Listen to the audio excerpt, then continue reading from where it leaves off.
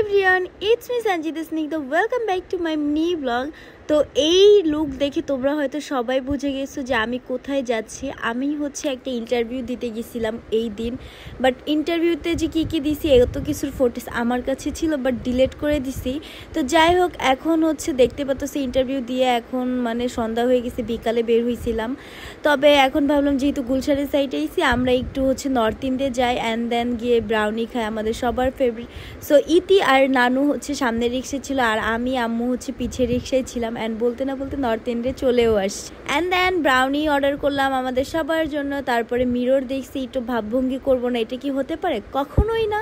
তারপরে এই তো একটু আড্ডা দিতে দিতে চলে আসছে আমাদের সবার ব্রাউনি। অ্যান্ড আমরা জাস্ট এখন ব্রাউনিটা এনজয় করব। তার উপরে এখানে কি নিয়ে জানি একটা গল্প করতেছিলাম, না কি ইতির সাথে ঝগড়া করতেছিলাম, অ্যাকচুয়ালি মনে নাই, যেহেতু ভিডিওটা অনেক দিন আগের ছিল। তো যাই হোক, এদিকে এই তো আমরা একটু স্টোরি নিলাম। অ্যান্ড গাইজ, আমি জানি না অ্যাকচুয়ালি আমি শর্ট ব্লগগুলো কিভাবে কি মেক করি, আমার যদি ভুল হয় বা কিভাবে কি মেক করা উচিত, তোমরা প্লিজ আমাকে কমেন্টে বলবা, আপু এইভাবে না এইভাবে করবা, তাহলে আমি ওইভাবেই ট্রাই করি। যেহেতু আমি রেগুলার ছিলাম না বা এখনো রেগুলার না শর্ট ব্লগে, তারপরেও তোমরা সাজেস্ট করলে আমি অবশ্যই রেগুলার হব।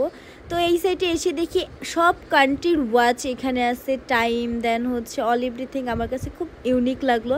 অ্যান্ড এখানে ছিল দুবাই। আমি বলতেছি ওয়াও, দুবাই, ইনশাল্লাহ ওয়ান ডে আমিও যাব। তো এই তো পরে বের হয়ে গেলাম। অ্যান্ড বের হয়েই আবারও একটু ক্যামেরা দেখছি, যেহেতু একটু ঢংভং করতেছিলাম। প্লিজ তোমরা কেউ আমার কথা আবার মাইন্ড করো না, এটা জাস্ট আমি মজা করে বলতেছি। তো এদিকে গাড়িতে উঠেই দেখি যে ট্রাফিক আর ভাল লাগে না ভাই। বাংলাদেশে কবে যে ট্রাফিক জাম টাম শেষ হবে, খুব বোর লাগে এই টাইমটা, জ্যামের টাইমে। আর আমি যে ঘুমলাম, আমার যখন তখন ঘুম চলে আসে, আর বোর লাগলে তো কোনো কথাই নাই। তো তারপরে চলে আসছি বাসায়। অ্যান্ড বাসায় এসে আমরা করলাম রামেন পার্টি।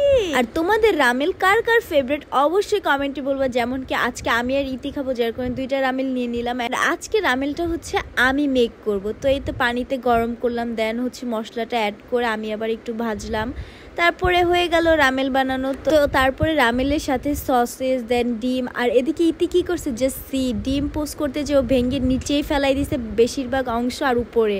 তারপরে বললাম থাক ইতি, তুমি পারবা না, তুমি আমার কাছে দাও। পরে ইতি বলতেছে তুমি বুঝি খুব পারো। তো আমার কথা না পারি তাতে কি, ট্রাই করতে দোষ কি, যার কারণে ট্রাই করলাম। তো তারপরে রামেল খাওয়া শেষ করে আমরা বসে গেলাম পাবজিতে, তার পাশাপাশি সং। আর তোমরা কে পাবজি লাভার অবশ্যই কমেন্টে বলবা। তো এভাবেই গেল আজকের দিন। তো সবার ব্লগটা ভালো লাগলে অবশ্যই লাইক কমেন্ট করবো। আর যারা এখনো সাবস্ক্রাইব করে সাবস্ক্রাইব করে দিবা। আর যারা এখন আমার ফেসবুক পেজ ফলো করে তারা ফলো করে দিও।